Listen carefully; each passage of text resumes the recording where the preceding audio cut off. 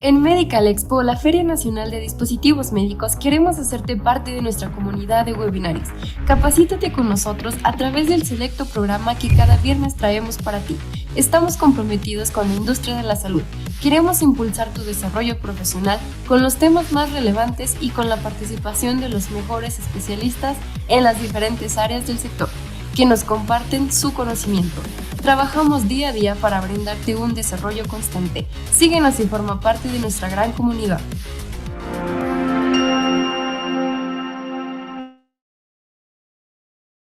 Hola, ¿qué tal, estimada comunidad Medical Expo? Bienvenidos. Soy Gabriela Cervantes y el día de hoy los quiero invitar a registrarse y obtener cortesía de acceso a Medical Expo en nuestra próxima edición en World Trade Center Ciudad de México, 29, 30 y 31 de octubre, donde contaremos con programas académicos con bloques diversos para todos nuestros invitados del sector salud, además de contar con grandes marcas de insumos y dispositivos médicos.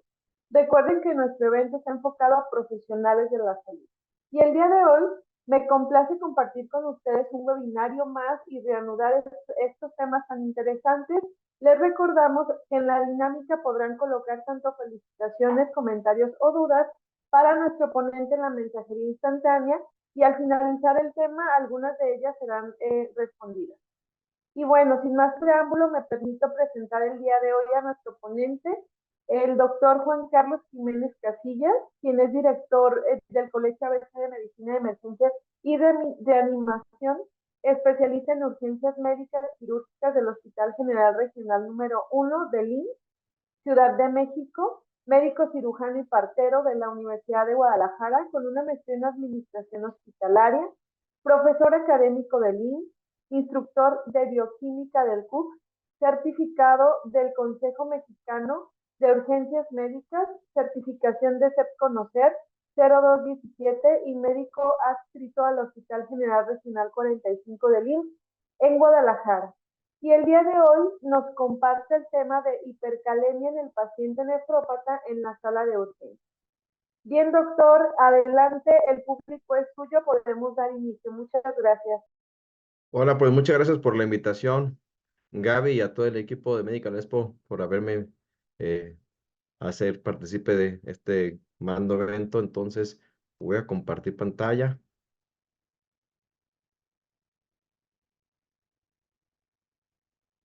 y parece que ya todo el mundo está observando ahí. Así es, doctor. Bien, pues vamos a dar inicio. Es un tema, a mí me encanta hablar de este escenario porque lo vemos con mucha frecuencia en las urgencias. Ahorita revisaremos con detalle lo que dice la bibliografía y lo que vamos a revisar.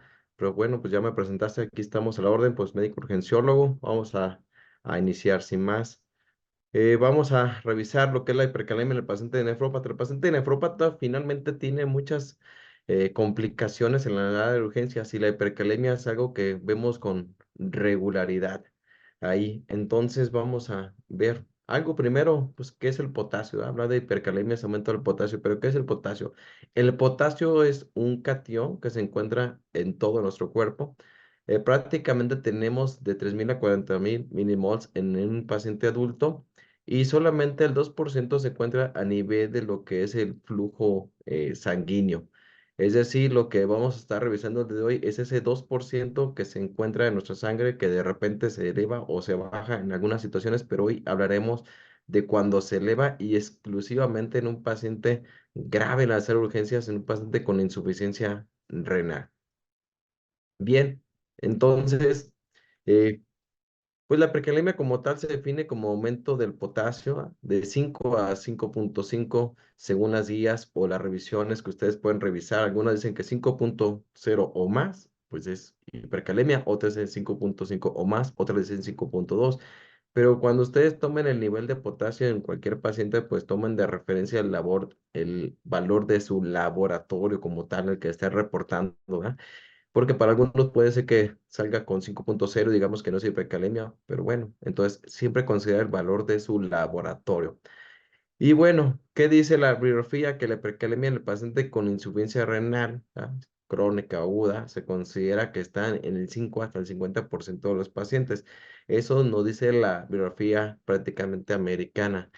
Y bueno, yo con 14 años de experiencia en la sala de urgencias les puedo decir que a lo mejor los números no me dan igual que a ellos, porque les puedo decir que en mi corta experiencia, pues prácticamente el 70, 80, incluso a veces hasta el 90% de los pacientes con insuficiencia renal están en las salas de urgencias con hipercalemia. Entonces es un tema muy importante porque lo vemos con demasiada frecuencia. Bien, vamos a revisar algunos artículos, guías sobre cómo tratar al paciente con la hipercalemia, pero aquí es uno de los artículos que está en el 2021 reportado como el manejo de la hipercalemia. Al final les otorgaré mi número de contacto, les puedo proporcionar todos los artículos para que se utilizaron para esta revisión, pero finalmente que tenemos es un paciente con hipercalemia. Recordar un poquito cómo está el potasio en la sangre, cómo está el potasio en la ingesta. Bien, lo primero es que la mayoría, ¿verdad? De manera habitual, el potasio lo ingerimos a través de los alimentos, a través de los líquidos. Entonces, en este caso, pues este potasio es ingerido a través de esto y se llega a lo que es a nuestro tracto gastrointestinal. Y ahí se va a absorber prácticamente a nivel del estómago y a partir de lo que es también parte del intestino. Solamente todo lo que se absorbió se va a quedar alrededor del 2% en nuestra sangre. Y este pues va a estar regulado por dos cosas importantes en nuestro cuerpo, que es la insulina y también por las catecolaminas, que vamos a hablar más adelante sobre los tratamientos. Pero eso es esto a través de la bomba sodio ATPasa que se encuentra prácticamente en cualquiera de las células, ¿sí? El potasio, una vez que se ingiere y que se absorbe, pasa al torrente sanguíneo y después del torrente sanguíneo va a pasar a nivel del riñón. A nivel de riñón vamos a tratar de absorber nuevamente cierta cantidad de potasio y lo que no funcione, ¿ah? Lo que no sirva, se excreta este potasio a través de la orina. Vean el porcentaje, el 90% prácticamente de lo que quedó ahí se va a tirar a través de la orina. Es comentario importante hacerles esto porque finalmente a nivel de glomérulo va a estar absorbiendo y quedando el potasio que nada más necesitamos para tener en nuestro torrente sanguíneo para funcionar. El resto se tira a través de lo que es la orina. Entonces vemos que en el glomérulo, ¿verdad? En la parte de lo que es en la parte proximal de este túbulo, se observa, se absorbe prácticamente esto y al final, ¿verdad? Va finalmente reabsorbiendo y lo que no, pues se tira a través de lo que es el tubo corticoneado distal. Bien, aquí vas a experimentar varias situaciones el potasio, ¿verdad? Como el uso de la aldosterona y que veremos más adelante en el tratamiento de algunos pacientes con falla cardíaca o pacientes con enfermedad renal crónica o que los tratamos para la hipertensión, que la aldosterona también forma parte del control de lo que es el potasio. Entonces, si hay exceso de potasio, prácticamente lo que hace la aldosterona pues, es tirarlo, ¿verdad? A través del riñón. Bien, el potasio puede estar aumentado de manera general por varias situaciones. Aunque hablamos ahorita en el paciente nefrópata, en general el paciente puede estar finalmente aumentado, por ejemplo, por el incremento, ¿da? Si nosotros consumimos grandes cantidades de potasio, por ejemplo, tabletas de potasio o grandes cantidades con alimentos de potasio, pues podemos tener el riesgo de aumentar el potasio en nuestra sangre, ¿da? Es por eso que el paciente con enfermedad renal crónica, el paciente con insuficiencia cardíaca, algunos pacientes pues se recomienda que ingieran el potasio, pero con cierta cantidad o cuidado porque finalmente se puede llegar a acumular. Entonces, el incremento del aporte puede ser por los alimentos, puede ser por suplementos alimenticios, puede ser por diferentes situaciones. Hablando del paciente cuando utilizamos la vía enteral, pero por ejemplo, hay algunos pacientes que tenemos en la sala de urgencias o cualquier área del hospital que les podemos aportar potasio, ¿verdad? Y podemos incrementar el aporte de potasio de manera errónea. Entonces, por eso podemos ya generar ahí también hipercalemia cuando nosotros estamos aplicando más potasio del necesario. Otra situación es que la hipercalemia da por el fenómeno de redistribución puede generar que el paciente aumente el potasio. ¿A qué se refiere con redistribución? Es, por ejemplo, el paciente que tiene una quemadura, un paciente que tiene sepsis, un paciente que tiene finalmente alteraciones de los medicamentos, por ejemplo, medicamentos para anticomiciales, medicamentos como ahorradores de potasio, redistribuyen el potasio y finalmente, ¿qué estamos haciendo? Pues generar más potasio a nivel de lo que es nuestro torrente sanguíneo. Y por último, el escenario que venimos a analizar el día de hoy es aquel paciente que no puede excretar el potasio porque finalmente su riñón no funciona adecuadamente. Esto en insuficiencia renal aguda o insuficiencia renal crónica, al no estar eliminando, ¿qué va a pasar? Pues se va a acumular. Entonces, esos son los tres escenarios que podemos considerar en el cual puede incrementar el potasio. Como comenté, el incremento del aporte, ¿verdad? Suplementos exógenos como el uso de varios productos alimenticios o tabletas para aumentar lo que es el músculo, tienen grandes cantidades de potasio y este es el riesgo que en los incrementos se puede generar por esta situación.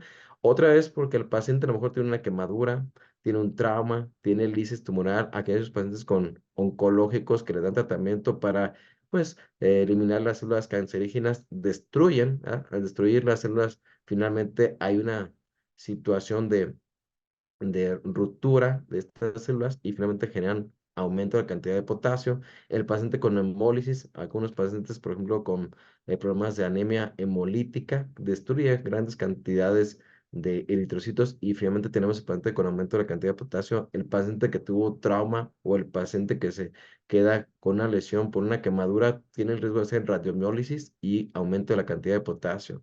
O el paciente con sangrado autogestivo también puede aumentar, finalmente, por la destrucción de los eritrocitos, la cantidad de potasio. Entonces, pues esto es el incremento del aporte como tal.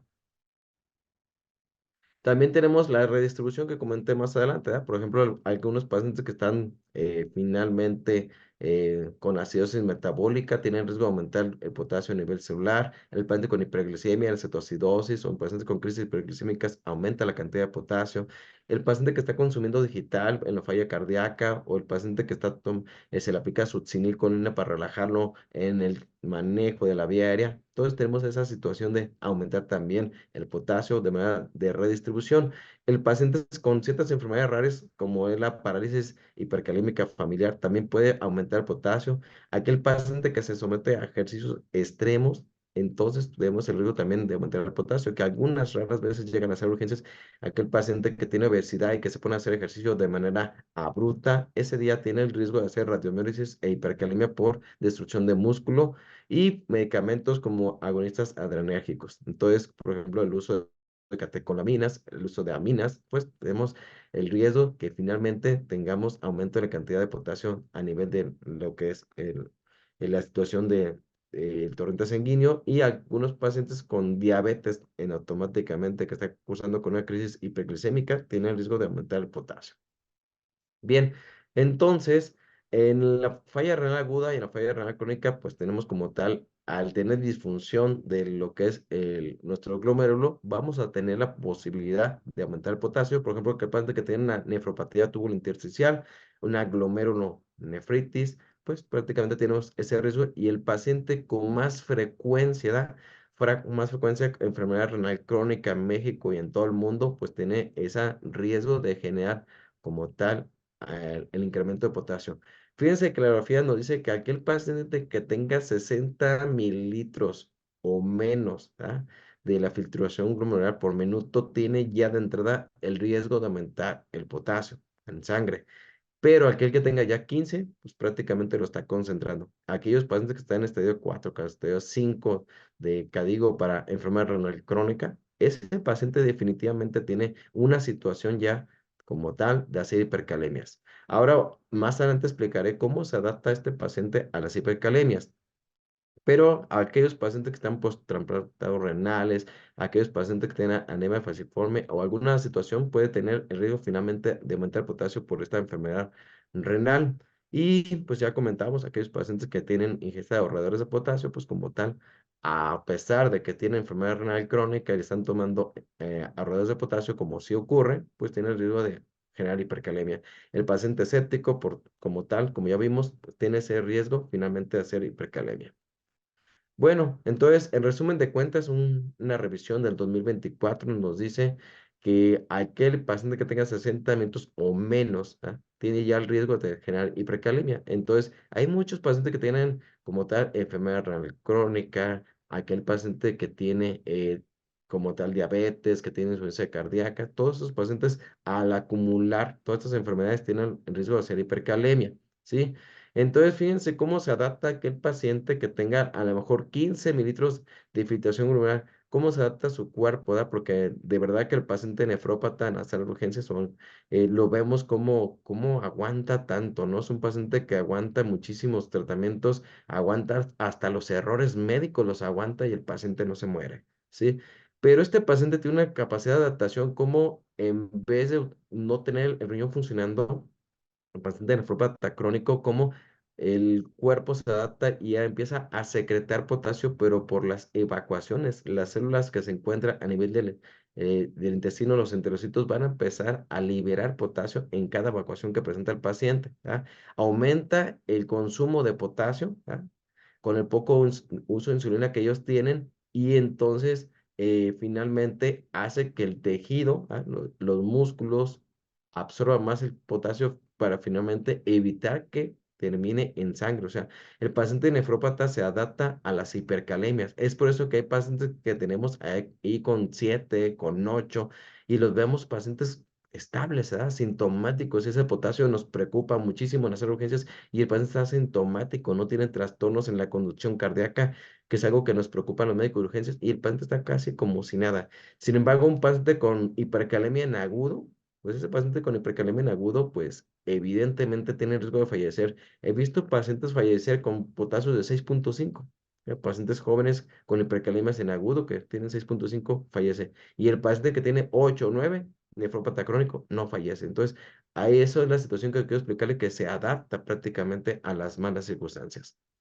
Factores de riesgo que aumenta la hipercalemia como tal, enfermedad renal crónica, el paciente con insuficiencia cardíaca, hipertensión, diabetes, infartos y el uso de medicamentos como los ARA2, beta bloqueadores, el uso de AINES, heparinas, pentamidina, bloqueadores de canal calcio, diuréticos, ahorradores de potasio. Todos estos pacientes tienen el factor de riesgo de generar hipercalemia. Ahora, ¿cuántos de los pacientes que ustedes ven en nuestras urgencias pues tiene enfermedad renal crónica y no nomás tienen eso, ¿verdad? Tienen enfermedad renal crónica y también tienen hipertensión.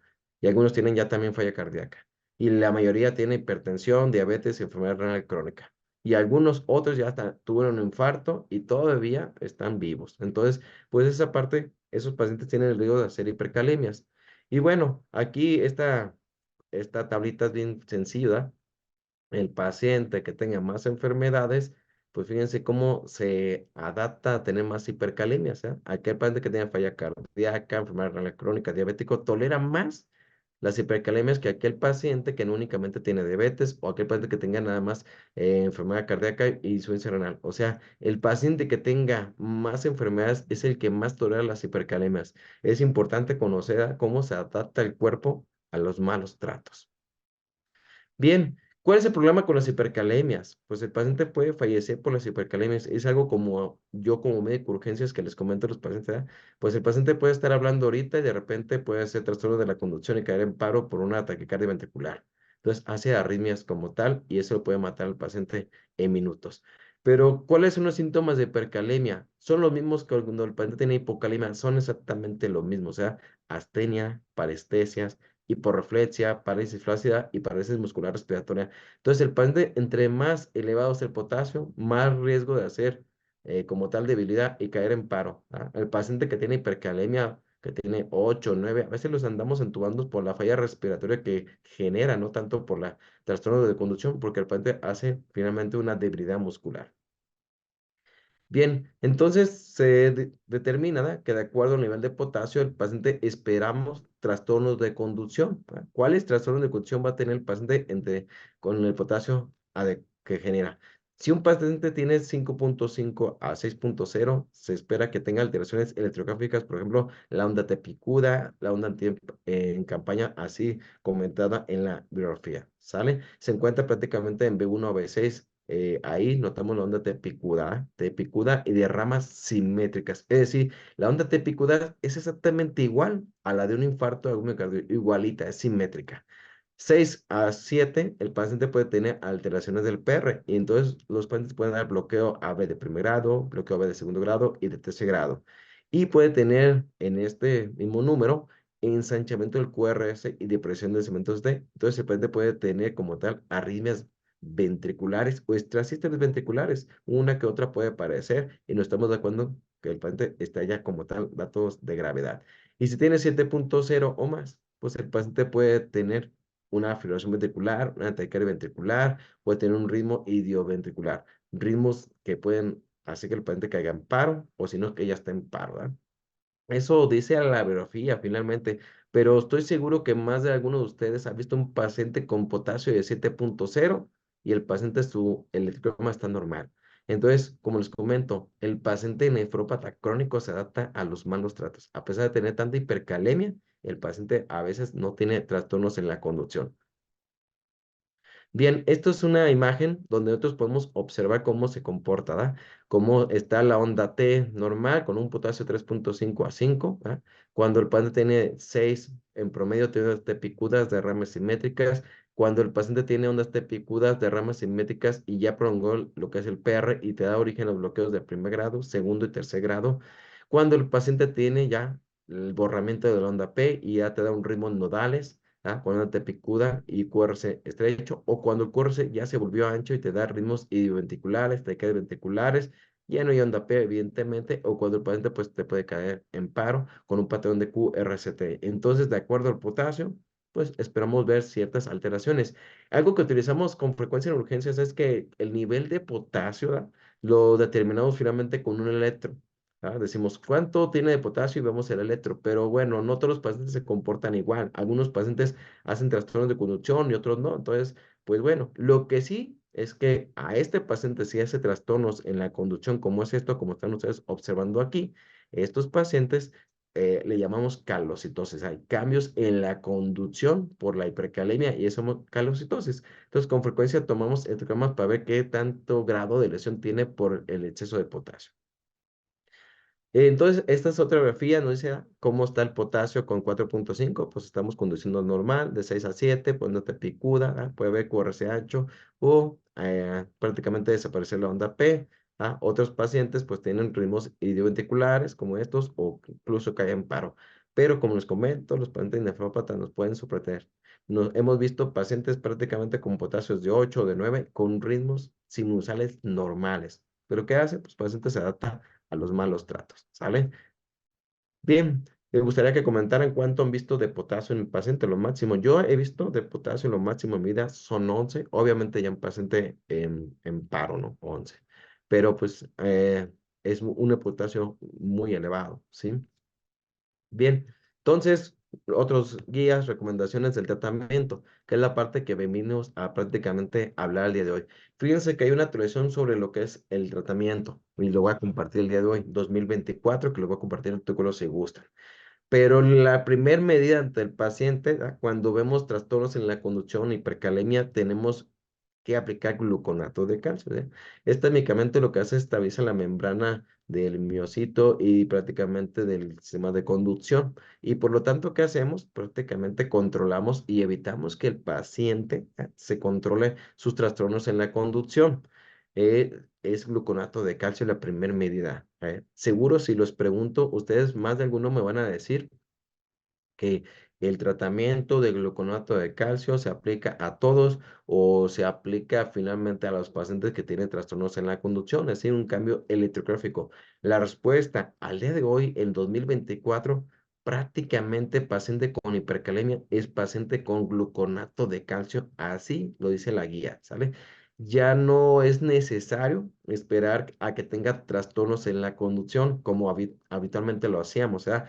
Ya que tenga alteraciones en el electro, le pongo gluconato de calcio. Hoy es recomendable aplicar a todo paciente que se encuentra en las salas de urgencias, aplicarle gluconato de calcio si tiene hipercalemia.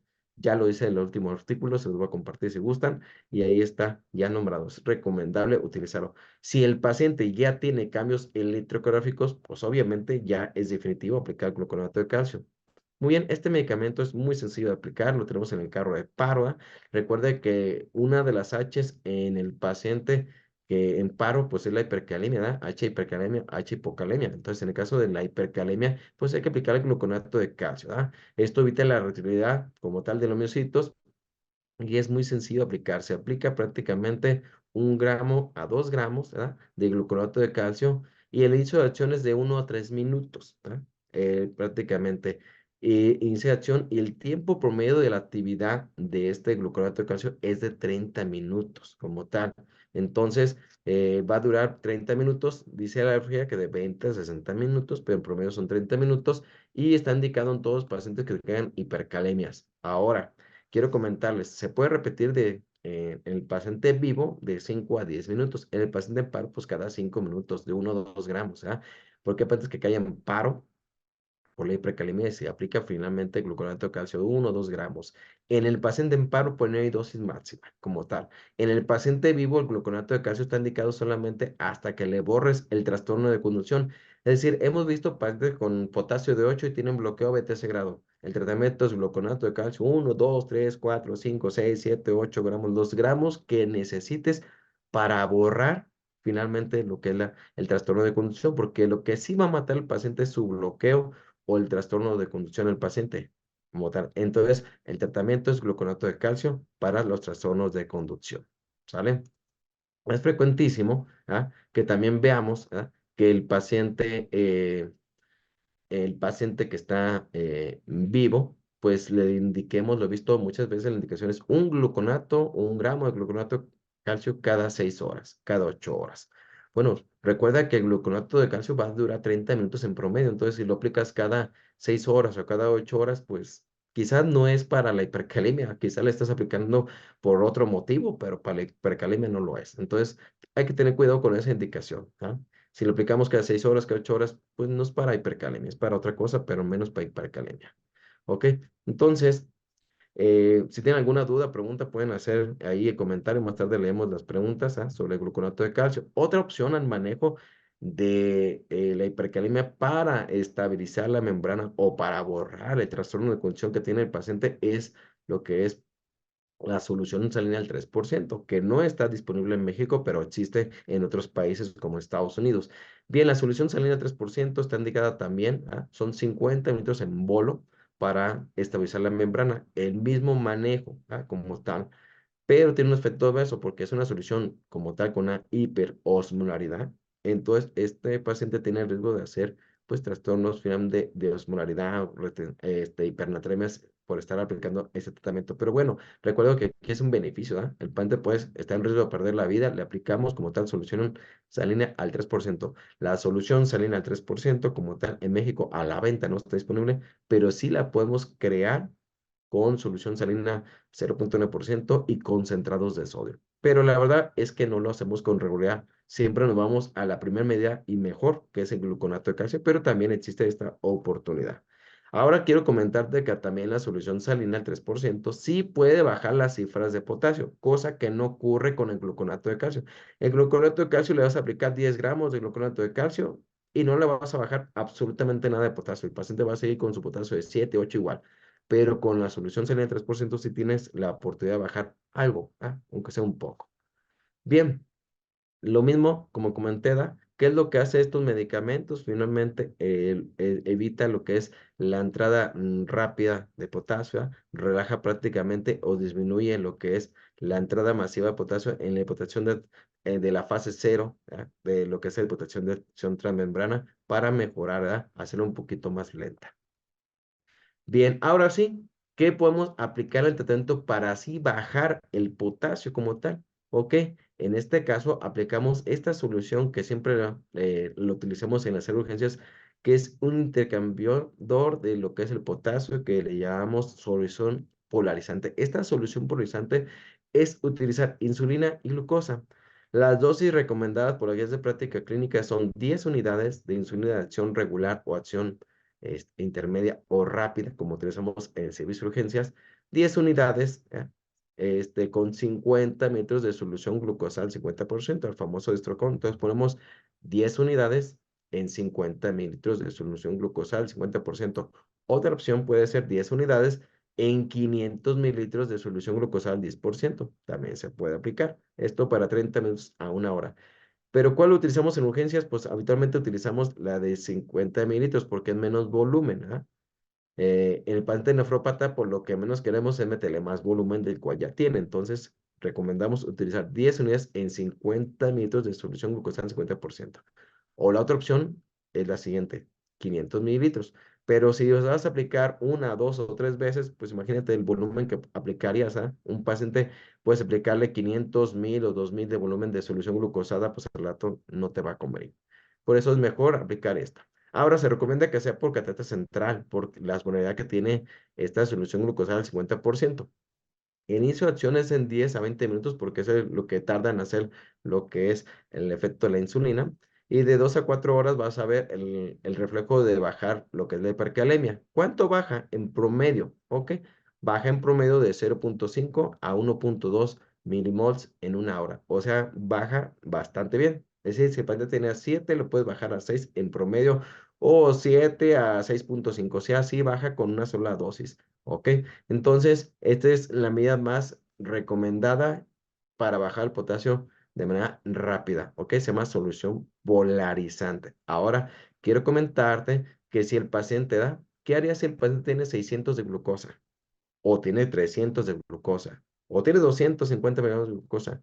Pues, ¿qué harías? Pues no es necesario aplicarle solución glucosada. Tú puedes aplicarle únicamente la insulina y ya, porque si no harías más hiperglicemia en el paciente. ¿Para qué la glucosa en este caso? Como tú estás aplicando insulina, el paciente va a hacer como tal hipoglucemia. Entonces, para evitar la hipoglucemia, le aplicamos esa cantidad de glucosa, como vemos, esos 25 gramos de glucosa, como vemos en este porcentaje. Son 25 gramos de glucosa que se aplica. Para eso aplicamos, pero si el paciente ya tiene glucosa de 600, de 400, pues únicamente utilizas insulina y nada más. ¿Ok? Entonces, lo que haces prácticamente es intercambiar el potasio, ¿verdad? El potasio de estar afuera, pues llega y lo mete adentro de la célula, ¿verdad? Por eso es una solución polarizante. Utiliza la bomba sodio ATPasa del potasio que está afuera, lo mete adentro de la célula y con eso baja prácticamente. O sea, lo que hace es cambiar de un sitio, de estar en la torrente sanguínea a estar dentro de la célula. Y eso es más que suficiente esa medida para mejorar. Otras opciones, ¿verdad? El bicarbonato y los otros medicamentos hacen exactamente lo mismo que explicaré en un momento, ¿verdad? El bicarbonato y los beta 2 agonistas, como el salbutamol, hace exactamente lo mismo, ¿verdad? Llega y de estar afuera, llega y lo introduce dentro de la célula.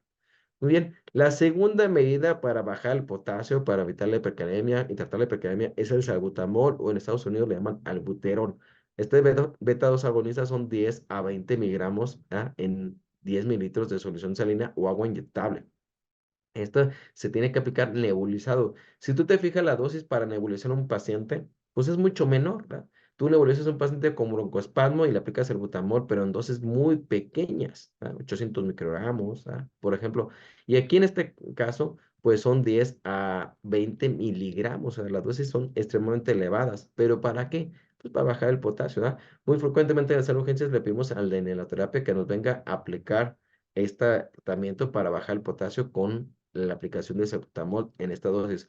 Quiero comentarte también que el salbutamol existe intravenoso, que en México no existe, pero también puedes aplicar salbutamol intravenoso.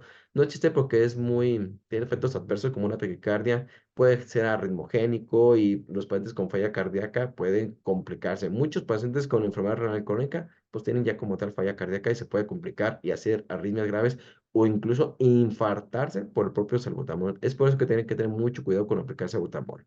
El inicio de acción del salbutamol es en 20 minutos, dura aproximadamente de 12 a 4 horas el tratamiento y lo que esperamos a que baje es de 0,4 a 1,2 milimols por cada litro. Es prácticamente casi igual que la insulina. Nada más que muchos pacientes pues no les gusta el salbutamol porque ¿qué pasa? Pues se siente con taquicardia, se siente desesperado porque la dosis de salbutamol es extremadamente elevada, pero también funciona como tratamiento. ¿Ah? La segunda opción. Otra opción, como les comenté, el bicarbonato de sodio, que es también recomendable, son 50 a 100 mil equivalentes. Los frascos de bicarbonato de sodio son de 44 mil equivalentes, entonces puede utilizar de uno o dos frascos para bajar lo que es el potasio. Se pasan 5 minutos, en el tiempo de acción es en 30 minutos, de este bicarbonato y pues la durabilidad de este efecto es de 1 a 2 horas. Disminuye de 0.6 en promedio 4 horas. Como ven, es poquito lo que puede bajar, pero también es otra alternativa para manejar también y control del potasio. Indicado solamente a aquellos pacientes que tengan acidosis metabólica, o sea, todos los pacientes nefrópatas pues tienen acidosis metabólica, nefrópatas crónicos y nefrópatas en agudo, ¿va? Tienen acidosis metabólica, entonces en este tipo de pacientes les puede convenir también el uso de bicarbonato de sodio, ¿saben? El efecto es que va a aumentar el bicarbonato y al rato el paciente lo tienes con bicarbonato de 24, 25, 26 bicarbonato, entonces puede tener un efecto de alcalosis metabólica. Pero esos son pacientes que no son nefrópatas. En pacientes nefrópatas es rarísimo que pueda llegar a ser ese efecto de alcalosis metabólica. ¿Sale? Muy bien. Continuamos entonces. La otra medida es el diurético, ¿verdad? Si lo que está fallando, ¿verdad? Es el riñón, podemos utilizar el riñón para eliminar el potasio. Esto se da con el diurético que se llama furosemide de 20 a 40 miligramos intravenoso. También puede darle de tabletas, ¿verdad? Pero son más lentas en actuar, pero también se puede utilizar. Si el paciente tiene tolerancia a la viral, pues se puede explicar. Pero yo en el hospital, pues utilizo el intravenoso. La duración es de 2 a 3 horas de este diurético. El problema es que pues, se va a llevar agua, ¿verdad? Al momento de aplicar el diurético, pues sí se lleva el potasio, pero se lleva el agua. Entonces el paciente tiene el riesgo de hacer hipovolemia. Pero el paciente nefrópata crónico, el problema es el volumen. Entonces te puede ayudar muy bien siempre y cuando el paciente tenga todavía una uresis, ¿tá? Que esté orinando, porque si ya no está orinando, pues así como lo puse en el interrogatorio, pues ¿qué dice las guías? Si ya no orina el paciente, pues como que no hay evidencia científica que le funcione. Esa es la realidad. O sea, si el paciente ya no orina y tú quieres que lo orine, pues no va a orinar nada, porque finalmente el diurético no le va a funcionar. Por eso te lo pongo como signo de interrogatorio, porque si el paciente sí orina, a lo mejor orina poco, pues le puede funcionar esta medida. Pero si no orina absolutamente nada, pues no le sirve de nada. Entonces siempre considerar cómo se encuentra el paciente. Si todavía orina, pues sí funciona. ¿Ok? Como tal, esta medida. Pero si no orina nada, pues no funcionará de nada. Tampoco te voy a decir, oye, le aplicaste diurético y no, pues no le hace nada al paciente, tampoco lo vas a complicar. Finalmente, tampoco vas a complicarlo. Entonces, veremos la respuesta. Si orina, le aplicamos diurético. Si no orina, pues entonces no tendría utilidad esta medida. Cuando tuvimos fracaso en los otros tratamientos, ya le apliqué lo que es el tratamiento con finalmente lo que es diurético, le apliqué la solución polarizante, le apliqué bicarbonato, le apliqué salbutamol, no mejora y entonces se considera que el paciente pues tiene una refractaria al tratamiento médico. Entonces, en este caso, pues una indicación de hacer una diálisis en urgente, ya sea en nefrópata crónico o nefrópata en agudo, como sea, pero es una indicación de que finalmente fracasó los otros tratamientos, que sí los hay, sobre todo el crónico, sé que es muy renuente a las medidas, entonces podemos aplicar tratamiento dialítico, ya sea hemodiálisis o diálisis peritoneal. El tratamiento es muy convincente, fíjense cómo baja de 1.2 a 1.5 medicamentos por hora. Entonces, una de las indicaciones de que el paciente entre a hemodiálisis o diálisis peritoneal en agudo, pues es esta, que el paciente tenga pues hipercalemia refractaria a tratamiento médico. ¿Qué quiere decir? Que yo ya apliqué todas las medidas y el paciente sigue con 7 o sigue con 8 y no le bajo con nada. Es una indicación de entrar a hemodiálisis o diálisis de urgencia, ¿sale? Entonces es lo que valora el nefrólogo, ¿verdad? Quien pues ya no le funciona ninguna medida y finalmente pone en riesgo la vida al paciente. Entonces, creo que hay una preguntita más atrás sobre lo que es cómo aplicar o cómo lo inicio, pero ahorita vamos a responder a esas preguntas. Pero quiero decirle que hay un algoritmo en el manejo de la precalemia. El primero, pues, ¿cuánto potasio tiene el paciente? ¿Ok? Si el potasio tiene 5.5 o 6.5, lo primero es no aplicarle más potasio, como tal, ya sea vía oral o sea intravenoso. Si le estabas aplicando intravenoso, se lo suspendes como tal. Pero el siguiente paso, ¿verdad? El paciente con hipercalemia, pues es aplicar resinas de intercambio iónico. Entonces, en este caso, más adelante hablaré de este medicamento. Pero bueno, si el paciente está en su casa y tiene hipercalemia, puedes aplicar resinas de intercambio iónico. ¿Ah? Si el paciente está en su casa, le puedes aplicar diurético. Si el paciente está en una sala de urgencias, pues puedes aplicar en esta medida, en la hipercalemia, pues el diurético, como furosemide. de 20 a 40 miligramos IV en el paciente a esperar a que baje el potasio. ¿Cada cuánto se toman electrolitos? Pues ya depende de la gravedad del paciente, cómo se está comportando. Si tú puedes decir que le tomas electrolitos 6 horas, pero si tiene potasio de 9, pues te voy a decir, pues toma electrolitos cada hora, ¿no? Porque en realidad depende del contexto siempre del paciente. Bien, en la hipercalemia leve tendría que ser así.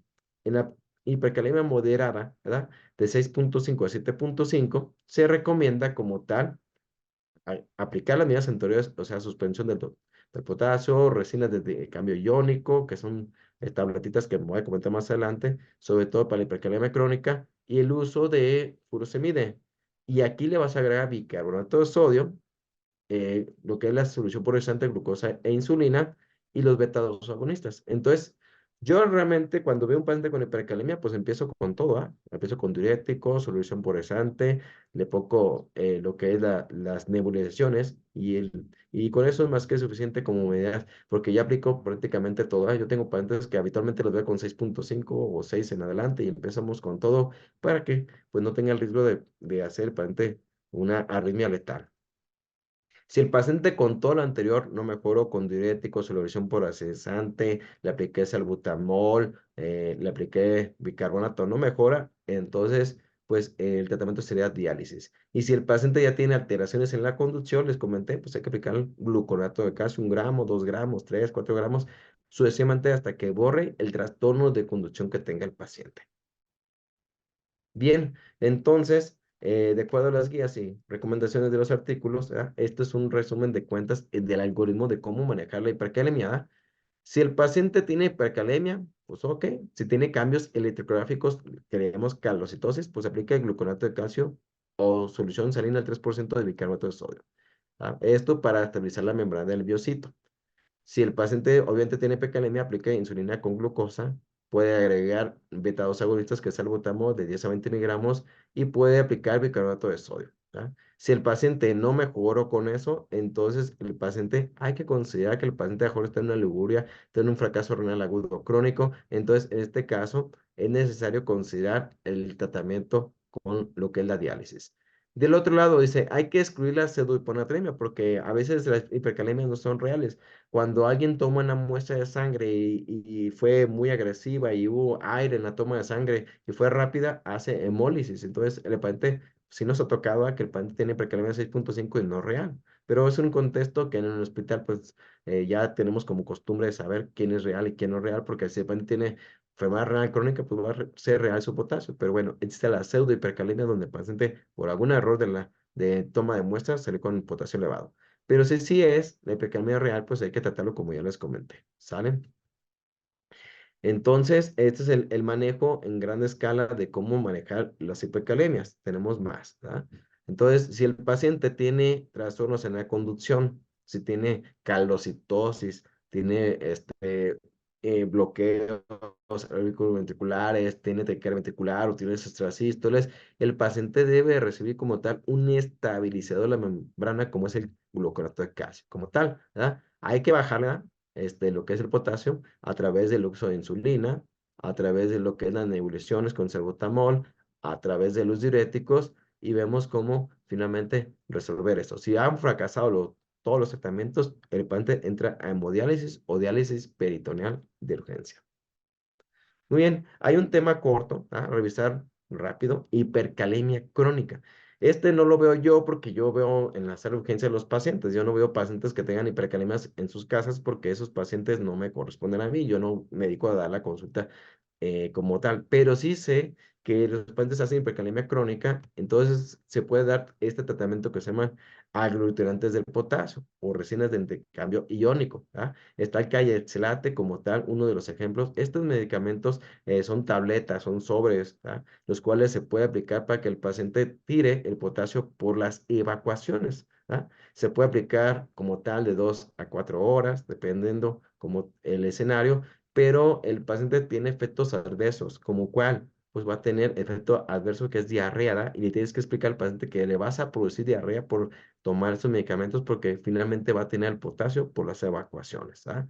Algunos pacientes hacen intolerancia al medicamento porque es muy molesta la diarrea, les molesta tener tanta diarrea o con frecuencia y puede tener algunos efectos adversos como comentaré más adelante, ¿verdad? Está el Veltasa también, otra opción que es similar a los otros, que finalmente es producirle finalmente la excreción del potasio por las evacuaciones. Efecto adverso, pues tener diarrea, va a tener edema en el colon y algunos pacientes tristemente con algunos de estos medicamentos como este, que a base de lo que es circonio, pueden hacer necrosis intestinal. Entonces, pues habría que ver a quién sí realmente le conviene, porque pues el paciente puede terminar en oclusión intestinal, tener sangrados y finalmente complicarse por el uso de estos medicamentos. Hay que tener mucho cuidado como tal. Bueno, resumen de cuentas, se da en el hipercalemia aguda, está el paciente con gluconato de calcio, insulina glucosa, nebulizar al paciente, diuréticos, bicarbonato, hemodiálisis, sí fracasó. En hipercalemia crónica, pues está como tal, frenar la dieta de ingesta alta en potasio, ¿verdad? Está las resinas de intercambio iónico que acabamos de revisar en este momento. Y pues el paciente finalmente hay una educación de la hipercalemia. Los pacientes con hipercalemia tienen que tener una educación, ¿ah? Sobre todo el paciente con enfermedad renal crónica o que tenga alguna enfermedad que le genere hipercalemias. Él tiene que tener una educación. De hecho, hay una liga en los artículos que dice educación para la hipercalemia. Bien, resumen de cuentas, esto es un estudio multicéntrico donde se revisó la hipercalemia en el paciente en urgencias. Se incluyeron prácticamente a 203 pacientes y vieron cómo se comportaba el potasio en estos pacientes. Los pacientes que tienen que tener más de 18 años como tal, ¿verdad? Y vieron cómo se comportó. La mayoría de los pacientes se dieron cuenta que el paciente tenía un potasio en promedio de 6.3, que es lo que tomaron de promedio. Algunos tenían más, otros menos, pero el promedio era 6.3 y le dieron tratamiento para la hipercalemia, ¿verdad?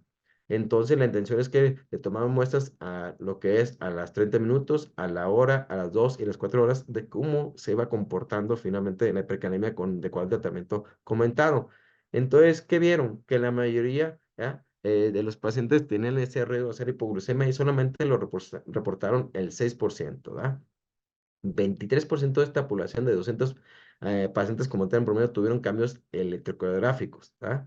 El 45% de ellos tenían un potasio de 45% más y su alteración electrocardiográfica es que tenía ondas T o corazón ensanchado.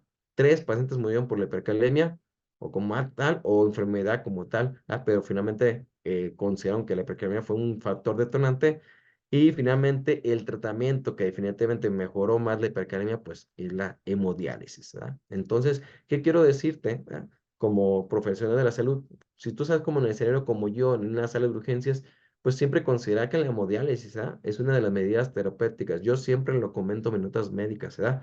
Por la parte legal, yo siempre les comento, ¿verdad? Pongan por favor en nota ahí que existe la posibilidad que el paciente pues reciba la evaluación por nefrología y lo meta a hemodiálisis urgentes porque a veces fracasamos pues no porque no sepamos, no porque no trabajemos, no porque no apliquemos, es simplemente porque al paciente ya no le funciona ninguna de las medidas y requiere entrar en hemodiálisis urgente, ¿sí?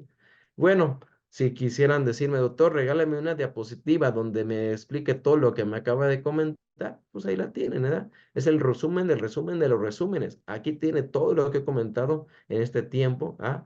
Sobre lo que es el gluconato de calcio, glucosa e insulina, como tal, beta 2 agonistas, el salbutamol, bicarbonato, diuréticos de asa, resinas de cambio iónico y la hemodiálisis, cuánto tiempo y las dosis. Entonces, yo creo que sí le debería tomar una captura de pantalla para tenerla esta imagen para ustedes, como tal, el resumen de cómo tratar a un paciente con hipercalemia nefrópata en una sala de urgencias. Ahora sí voy a leer las preguntas, ¿verdad? En coordinación con Gaby. Y bueno, espero que haya tomado captura. De igual manera, les comparto mi número telefónico aquí, ¿da? Si quieren los artículos, me mandan un mensajito WhatsApp, con mucho gusto se los comparto. Este es mi número, aquí está. Y bueno, Gaby, con su equipo les genera una constancia por Medical Expo, la cual ella explicará ahorita el proceso. Y yo, si alguien desea una constancia o por algún motivo no le llegó lo que ustedes quieran, pues yo les regalo mi número del Colegio BC y también con gusto les comparto una constancia con valor curricular de 2 horas por haber participado con nosotros.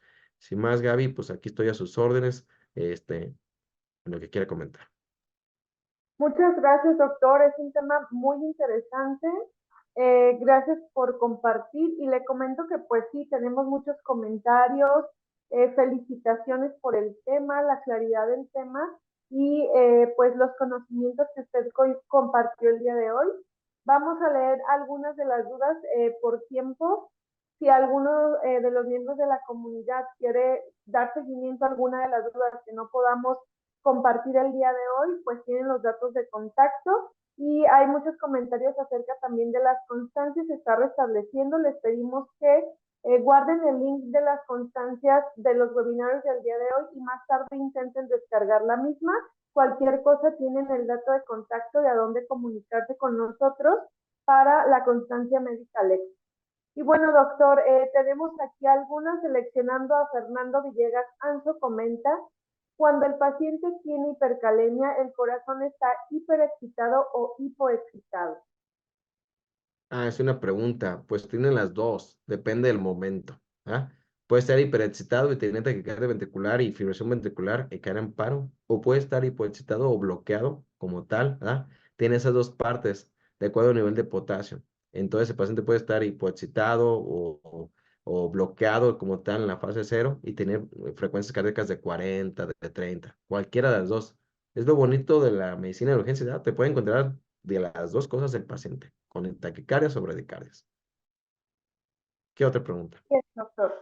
Lady Aime Castillo comenta, acaba de salir un nuevo medicamento, lo que el MA de AstraZeneca, ¿tiene alguna referencia de su uso?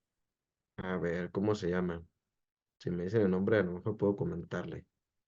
Se llama Lokelma con K, de AstraZeneca.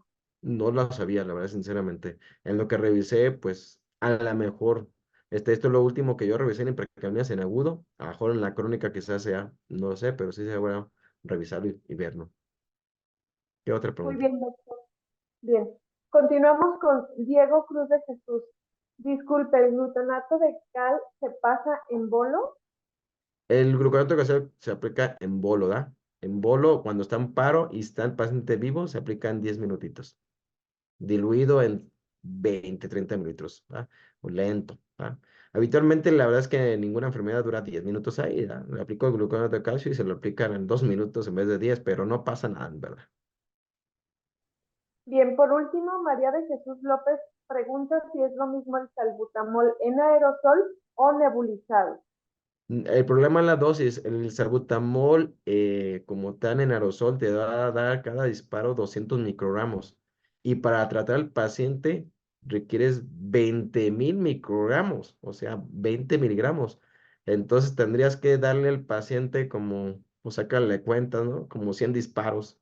Y la gente te va a decir, oye, pero ¿qué tanto disparo, no? No vas a llegar a la dosis que necesita, por eso mejor te lo dicen nebulizado porque el salbutamol viene en solución, ¿no? Entonces tendrías que dar 100 disparos de salbutamol, pero pues no. Entre 50 y 100 disparos, la verdad, pues no. ¿Qué otra pregunta?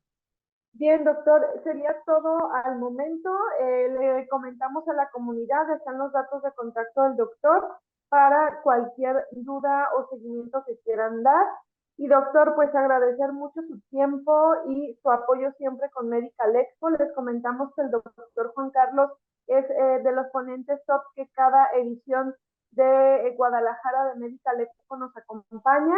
El siguiente año lo tendremos como invitado a algunas de nuestras ponencias para que estén al pendiente y sobre todo de las actividades académicas que el doctor desarrolla día a día desde el Colegio ABC.